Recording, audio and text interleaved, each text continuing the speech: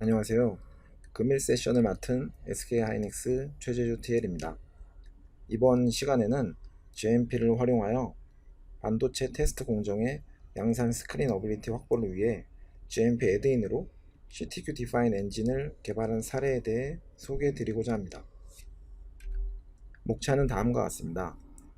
먼저 추진 배경에 대해 말씀드리고 CTQ 디파인 엔진에 대한 절차 및 해당 툴의 기능을 간단히 말씀드려 보겠습니다.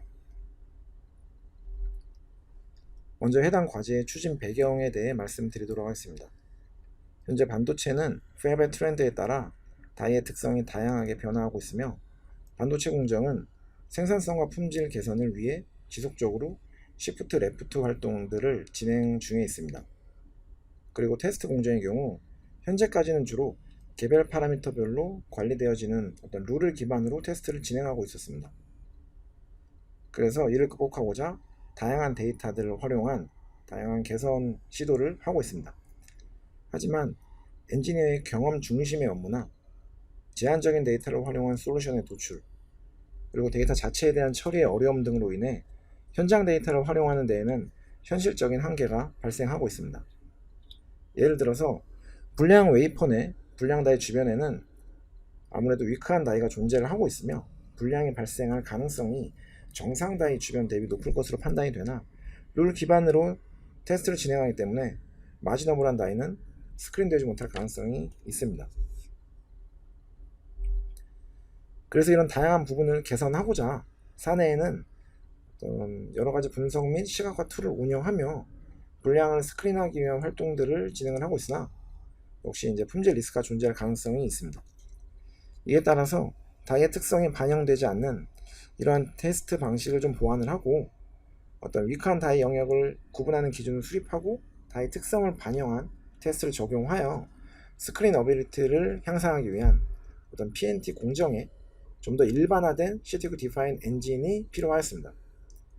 해당 툴의 주된 목적은 Y인자에 영향을 주는 X인자들을 수집을 하였으나 이렇게 방대한 데이터를 어떻게 쉽게 핸들링할 수 있을까와 불량과 연관성이 높은 인자를 어떻게 보다 효율적으로 빠르게 찾을 수 있을까에 대한 질문이 있었고 해당 툴을 활용을 하여서 CTQ를 좀 더 용이하게 찾을 수 있었습니다. 이런 CTQ 디파인 툴을 활용한 분석 프로세스는 다음과 같습니다.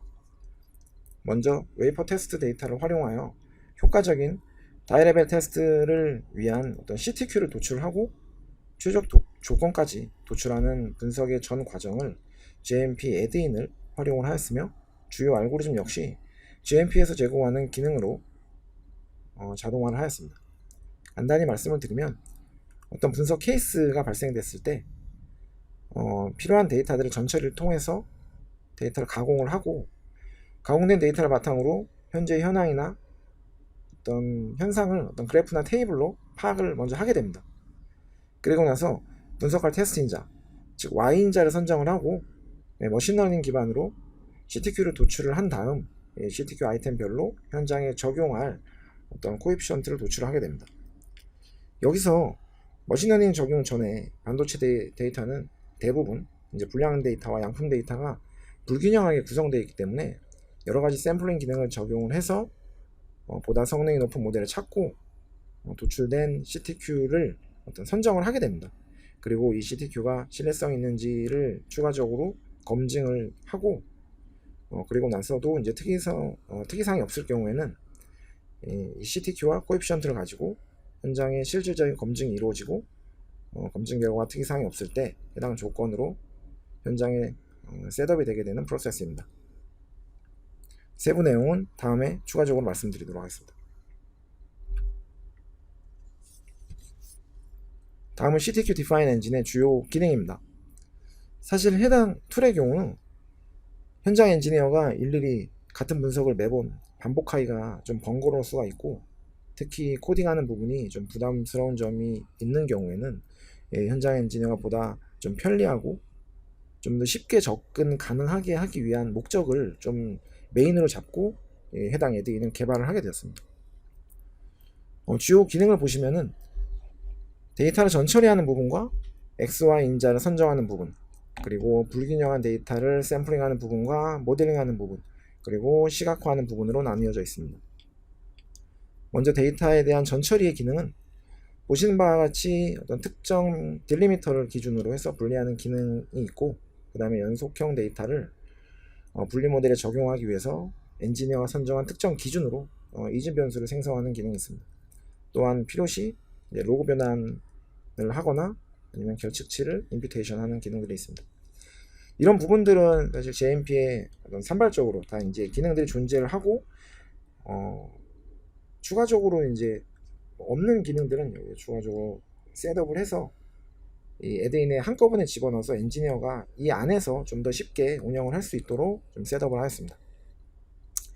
그리고 X인자와 Y인자를 선정을 하는 부분과 그 다음에 필요시에 어떤 그룹별로 별도의 분석이 필요했을 때 메타 변수를 지정을 해서 별도의 모델링으로 결과를 얻는 부분 기능이 있고, 그 다음에 여러가지 이제 파라미터들이 다양하게 있는데, 그 중에서도 이제 데이터 변동이 없거나 산포가 좀 적은 경우, 그 다음에 비어있는 결측치들이 있는 부분들을 니어 제로 베리언스라는 기능을 통해서 추가적으로 제거를 하고, 그 다음에 종속 변수의 굿과 배드의 수량을 산출을 해서 Y인자가 한 개가 아니라 여러 가지가 이제 있었을 때 이제 카테고리별로 이 샘플링의 현황을 좀 확인을 할 때 쓰는 기능입니다.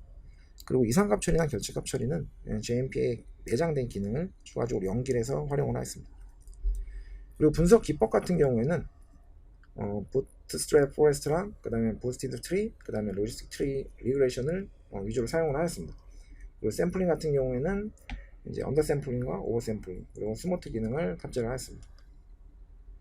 그리고 해당 모델의 경우 반복적으로 샘플만 바꿔가면서 샘플을 조절해가면서 모델의 결과를 얻고 그에 따른 피처 임포턴스를 뽑게 됩니다. 그래서 도출된 피처의 임포턴스, 모델별로의 임포턴스의 스코어를 활용을 해서 변수를 랭킹을 함으로써 반복적으로 사용한 모델을 통해서도 얻은 CTQ 인자가 도출이 된다고 하면 그거는 보다 좀 신뢰 있는 결과가 될 수 있을 거라는 가정으로 이 부분들에 대한 기능을 추가를 하였습니다. 그리고 이제 X인자에 대한 분포 현황을 파악하고, 그 다음에 X인자들 간의 관계를 이제 분석할 때 사용하는 X인자 균차 분석의 기능이 있고, 그 다음에 도출된 CTQ의 어떤 디시전 바운드리를 반복적으로 샘플만 바꿔가면 도출을 하면서 디시전 바운드리를 추가적으로 이제 도출함으로써 이 CTQ 인자에 대한 분류 분기점들을 이제 파악할 수 있는 기능들이 있고, 그 다음에 여러 가지 알고리즘들을 추가적으로 적용해 함에도 불구하고 나타나는 CTQ에 대한 검증을 할 때 사용하는 모델 비교의 기능들도 있습니다. 이렇게 CTQ 디파인 엔진의 기능들에 대해서 개략적으로 말씀드렸습니다. 사실 해당 툴의 경우 앞에서 말씀드린 바와 같이 현장 엔지니어가 일일이 같은 분석을 매번 반복하기가 좀 번거롭고 코딩이 좀 부담스러운 경우에 쉽게 CTQ를 찾는데 접근이 가능하게 하는데 좀 중점을 두었다고 보시면 될 것 같습니다. 세부적인 데이터는 다음 장부터 말씀드리도록 하겠습니다. 참고로 데이터는 마스킹 처리는 되었는데 분석 결과를 보신 데는 문제가 없으니까 참고해 주십시오. 다음은 세부 절차입니다. 먼저 JMP를 실행하고 해당 애드인을 선택을 하게 됩니다. 그리고 생성된 애드인을 누르게 되면은 이제 필요한 데이터들을 이제 임포트 시키는 이제 창이 뜨고, 원하는 데이터를 넣게 됐을 경우에는 다음과 같은 화면이 나타나게 됩니다. 사실 Y인자는 노미널과 컨티뉴어스 모두 분석이 가능합니다. 하지만 현재 예제 같은 경우는 이제 분류 분석을 이제 위주로 이제 정리가 되었기 때문에 그 분류 기준으로 이제 말씀드리도록 하겠습니다. 그리고 이제 추가적으로 분석 전에 전처리가 필요할 경우에는 데이터 프로세싱에 대한 기능을 사용을 함으로써 데이터를 좀 정제를 할 수가 있습니다.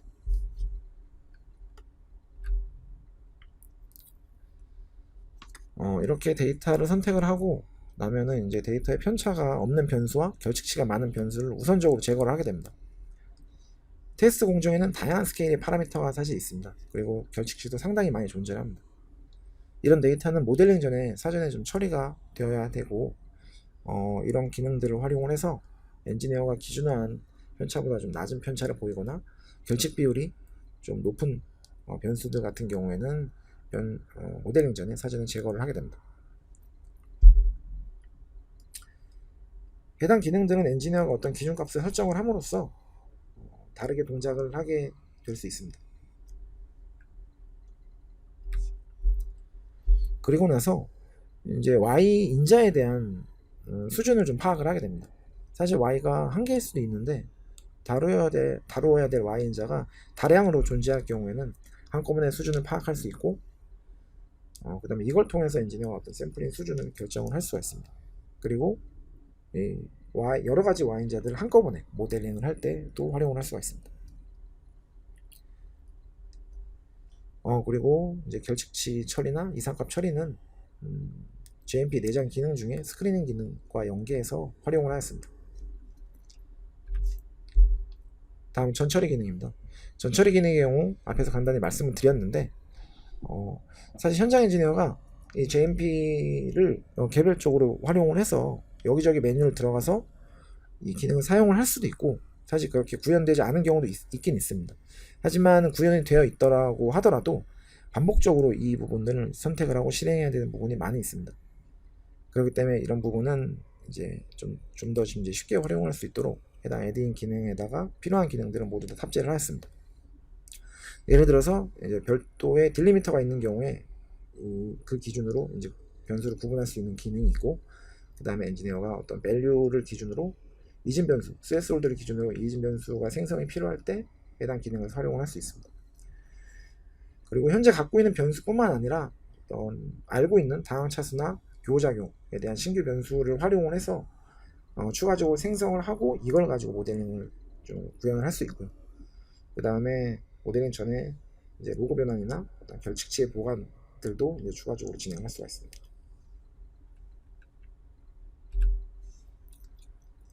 앞에서 이제 전 처리가 완료되었으면 해당 데이터를 가지고 모델링 전에 일단 우선 샘플링을 하게 됩니다. 반도체 데이터는 불균형한 데이터가 거의 대부분이니까 엔지니어가 반드시 모델링 전에 확인을 해야 되는 과정입니다. 근데 이거를 JMP로 사용을 하게 되면은 샘플에 대한 수준을 일일이 이제 सब셋을 해서 분석을 해야 되고 개별로 이제 결과를 이제 해석을 해야 되는 상황이 생깁니다.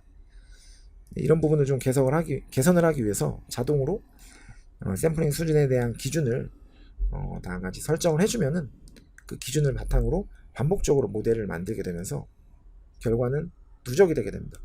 그럼 엔지니어는 이제 클릭 후에 이 결과만 검토를 하고 CTQ를 확인할 수 있게 됩니다. 여기서 사용되는 샘플링 방식은 일단 배드가 적기 때문에 이 배드를 기준으로 처음에는 이제 굿에 대한 비율을 좀 늘려가게 됩니다. 이때는 비율이 늘어날 때마다 샘플은 계속 바뀌어가면서 랜덤하게 바뀌어가면서 비율을 조절을 하고 그에 따른 결과가 계속 누적이 됩니다. 그렇게 되면은 적정 비율이 어떤 결과의 성능에 이제 적절할 거라는 결과를 확인할 수가 있습니다. 그럼 예를 들어서 이제 4대1 비율이 적절하다는 결과를 얻게 되면은 이걸 가지고 4대1 비율로 이제 반복해서 또 이제 모델링을 하게 됩니다. 그러면은 같은 비율로 했고 그 다음에 샘플만 랜덤하게 했던 결과인데도 불구하고 이제 동일한 CTQ 그 다음에 유의미한 CTQ가 도출됐다고 하면은 그건 아무래도 어떻게 보면 현장에서 적용할 수 있는 좀 더 신뢰가 있는 CTQ라고 할 수 있을 것입니다. 그래서 이걸 바탕으로 이제 변수 중요도를 검토를 하게 됩니다.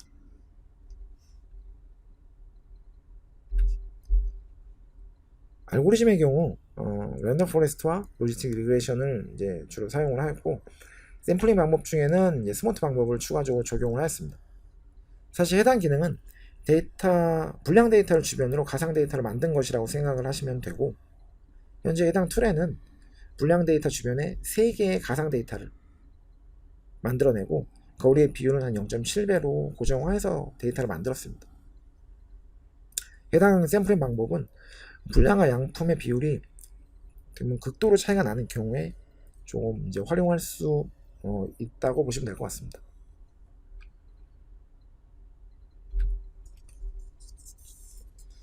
앞에서 말씀드린 샘플링을 통해서 학습할 데이터와 테스트할 데이터를 얻게 되고, 해당 데이터로 모델링을 진행을 하게 됩니다. 그리고 이것을 사용자가 지정한 만큼 반복적으로 진행을 하면서 결과를 도출하게 됩니다.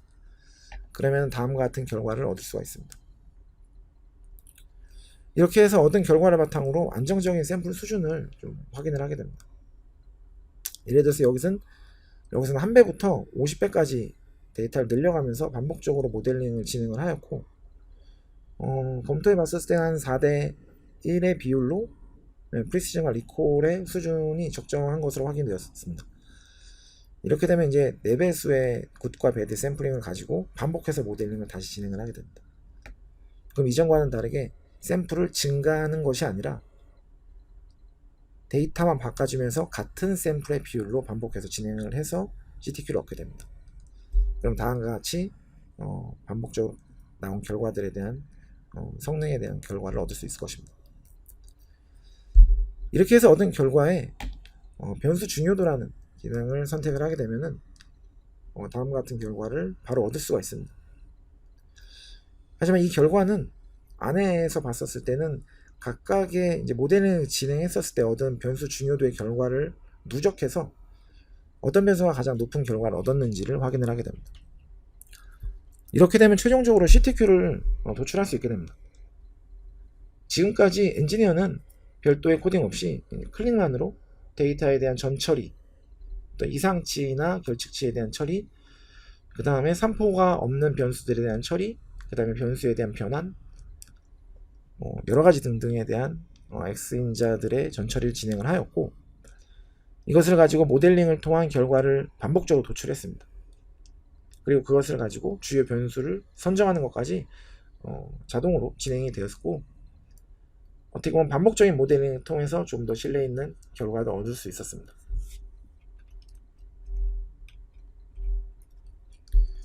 이렇게 해서 얻은 CTQ 인자를 가지고 해당 인자 간의 코에피션트를 추가적으로 도출을 하기 위해서 로지스틱 리그레션을 진행을 하게 됩니다. 참고로 이제 해당 분석을 진행하는 이유는 현재 자산의 시스템에 적용을 하기 위해서는 CTQ 선정된 변수가 있어야 되고, 그것에 대한 가중치가 좀 있어야지 이걸 가지고 시스템에 넣어서 이제 현업에서 이제 이걸 바탕으로 스크리닝을 하게 됩니다. 그러기 위해서는 해당 변수와 이에 대한 가중치 확보가 있어야 되기 때문에 로지스틱 리그레션을 진행을 하게 되었습니다. 진행한 방법은 앞에서 진행한 CTQ 도출과 동일한 방법으로 진행을 하게 되면 결과만 다르게 나타나게 됩니다. 앞에서 이제 그 샘플링에 대한 어떤 선택을 했는데, 이것을 이제 기능만 바꾸게 된다고 하면은 같은 방식으로 하게 되면은 로지스틱 리그레션이 진행이 되고 반복적으로 모델을 수행해 가면서 역시 가중치를 도출하게 됩니다. 그래서 이 가중치들을 누적을 시켜서 평균을 하게 되면은 원하는 CTQ에 대한 가중치의 수치를 얻을 수 있을 겁니다. 이렇게 되면 CTQ와 각각의 CTQ별로 코에피션트를 얻을 수 있었습니다. 해당 결과는 현장에 적용 전에 엔지니어가 검토를 한 다음에 적용을 하게 됩니다.